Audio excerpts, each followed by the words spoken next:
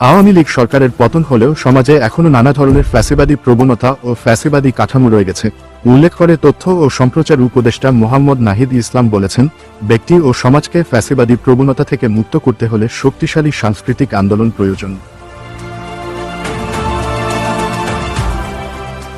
শুক্রবার শাহবাগের জাতীয় জাদুঘরের প্রধান মিলনায়তনে ১৭তম বাংলাদেশ আন্তর্জাতিক স্বল্পদৈর্ঘ্য ও মুক্ত চলচ্চিত্র উৎসব এর উদ্বোধনী অনুষ্ঠানে তথ্য উপদেষ্টা এসব কথা বলেন। উপদেষ্টা নাহিদ ইসলাম জানান, চলচ্চিত্র শিল্পের উন্নয়নে সরকার পৃষ্ঠপোষকতা করবে। চলচ্চিত্র জগতের দীর্ঘদিনের স্থবিরতা দূর করতেও সরকার কাজ করছে। সংস্কৃতি মানুষের যে মনোজগতের পরিবর্তন ঘটাতে পারে, মানুষের রুচির পরিবর্তন ঘটাতে পারে। দেশের মানুষের মধ্যে, স্টুডেন্টদের মধ্যে এখনো অনেক অস্থিরতা, এখনো সবাই অনেক কিছু করতে চাচ্ছে, দেশের তিনি সবাই উদ্বিগ্ন, এবং এই যে নতুন স্বপ্ন সম্ভাবনা সেটাকে আসলে সংস্কৃতিতে রূপান্তর করাটা আমার মনে হয় যে আমাদের দায়িত্ব। তাহলেই এই অভ্যুত্থানের আকাঙ্ক্ষা যেটা স্পিরিট সেটা আসলে দীর্ঘস্থায়ী হবে।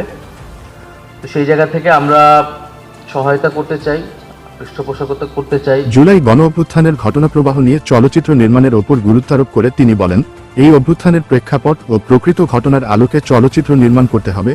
এ ধরনের চলচ্চিত্র নির্মাণে যেন ইতিহাস বিকৃত করা না হয়, সে বিষয়ে তিনি সংশ্লিষ্ট সবাইকে সচেতন থাকারও আহ্বান জানান। ডেস্ক রিপোর্ট, ধ্রুব নিউজ।